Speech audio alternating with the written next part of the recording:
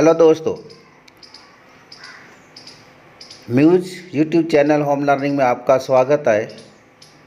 हिंदी कक्षा 12 पाठ 14 सुभाष मानव सुभाष महामानव गद्य, जिसके लेखक है माखनलाल चतुर्वेदी। जन्म सन 1887, निधन 1968 ईस्वी सन में। माखनलाल चतुर्वेदी ने ये पाठ सुभाष चंद्र बोस से संबंधित उनके जीवन के कई अच्छे तथ्यों को ध्यान में रखते हुए इसकी रचना की है, जिसमें सुभाष चंद्र बोस का चरित्र का विश्लेषण किया है, साथ में उनके संघर्षमय जीवन का चित्रण भी किया है। इस टॉपिक के अंदर हम पाठ का सार लेते हैं। अटकलें।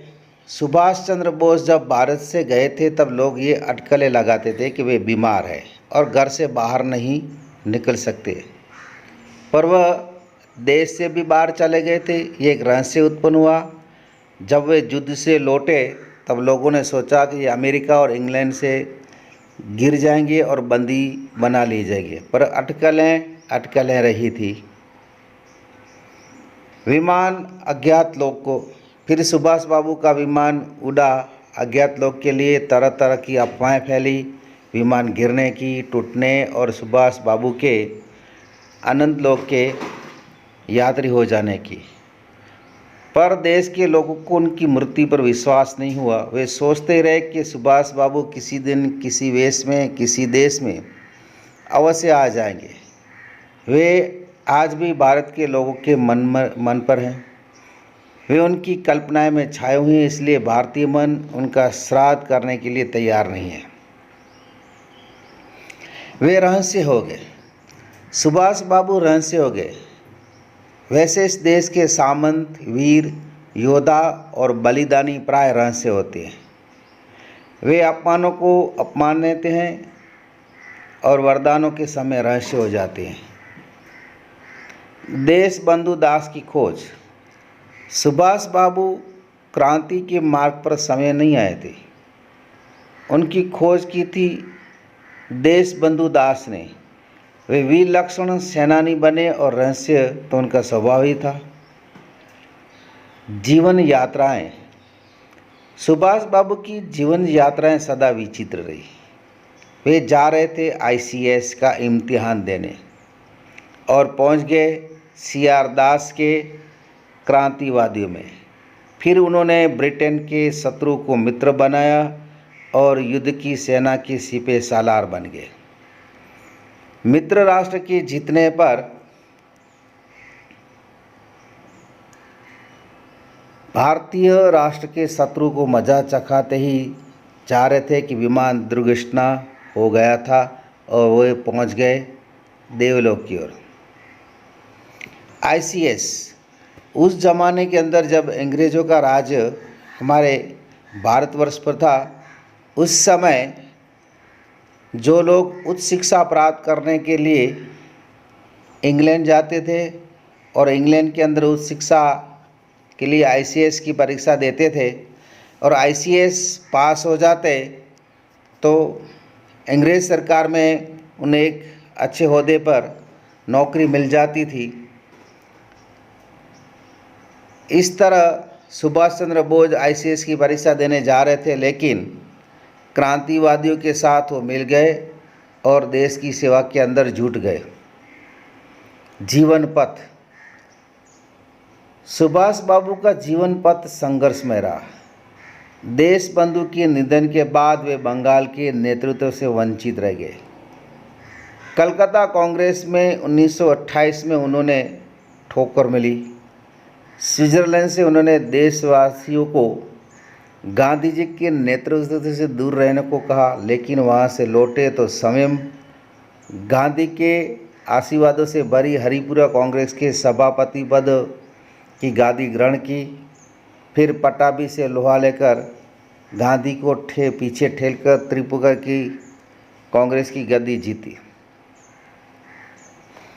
आज़ादी के लिए युद्ध।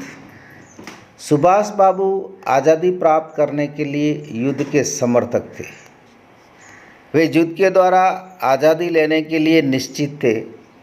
तरुण उनकी सेना के सिपाही थे। कलकत्ते में सुभाष बाबू पर अस्केरलाल याद में प्रशिक्षित पुलिस का कड़ा पहरा था।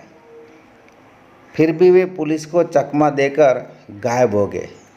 फिर हिटलर का उन्हें भारत का प्रथम वाइसरॉय बनाना, महीनों उनके बारे में कोई समाचार न मिलना और उनकी मृत्यु की दुशंका, सेंगाव रेडियो में भारतीय से बोलना, आज़ाद हिंद सेना बनाना और युद्ध, फिर तूफान के हाथों में अपने आप को सौंप देना।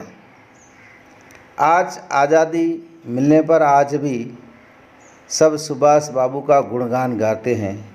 आज़ाद हिंद सेना के सिपाही भारतीय सेना के लिए गए। जय हिंद का नारा सरकार का नारा बन गया। आज भी सुभाष बाबू किसी और से आ जाए तो वो पूजा पाएंगे। ये उन दिनों की बात है जब दूसरा विश्व युद्ध चल रहा था। भारत की फौज इंग्लैंड की तरफ से जर्मनी और जापानी के साथ लड़ रही थी। उस समय सुभाष चंद्र बोस जापान पहुंच गए और वहां से जापान और फिर हिटलर से मुलाकात की। और उसके बाद जो भारतीय सिपाही पकड़े गए थे, उन सिपाहियों को लेकर उन्होंने देश को अंग्रेज़ों से आज़ाद कराने के लिए एक फ़ौज की रचना की थी और उस फ़ौज का नाम उसने रखा था आज़ाद हिंद सेना और फ़ौज को जय हिंद का नारा दिया था। हिटलर ने उन समय भारत देश अंग्रेज़ों की गुलामी से आज़ाद हो जाए तो प्रथम वाइसरॉय उन्होंने सुभाष चंद्र बोस को घोषित कर दिया था। लेकिन सुभाष चंद्र बोस विमान से भारत की ओर आ रहे थे, तब उस विमान का अकस्मात हो जाता है और सुभाष चंद्र बोस का आज तक कोई पता नहीं चलता। तो ये था सुभाष चंद्र बोस का जीवन के कुछ ऐसे क्षण जिन्हें लेखक माखनलाल चतुर्वेदी ने यहाँ रजू किया है। इस पाठ के अंत में स्वाध्याय के प्रश्न दिए गए हैं। उस प्रश्नों की स्वाध्याय के प्रश्न दिए गए हैं। जो वैकल्पिक प्रश्न हैं 4 वो लिखने के हैं। इसके बाद एक एक वाक्य में उत्तर लिखिए, वो भी 4 हैं वो लिखने के हैं। उसके बाद 2-3 वाक्य में उत्तर लिखिए, वो भी 4 है वो भी लिखने का है। और अंत में 5-6 वाक्य में उत्तर लिखिए, जो 3 है वो आपको नोटबुक के अंदर लिखने का है। इतना आपको स्वाध्याय के अंदर तैयार करने का है। ये सभी प्रश्न एसएससी बोर्ड की परीक्षा के अंदर इसमें से पूछे जाते हैं। तो आपको ये सभी नोटबुक के अंदर, इसके साथ आगे जितने भी पाठ चल गए हैं या कविताएं चल गई है, उस सब के स्वाध्याय के प्रश्न आपको नोटबुक के अंदर लिखने का है।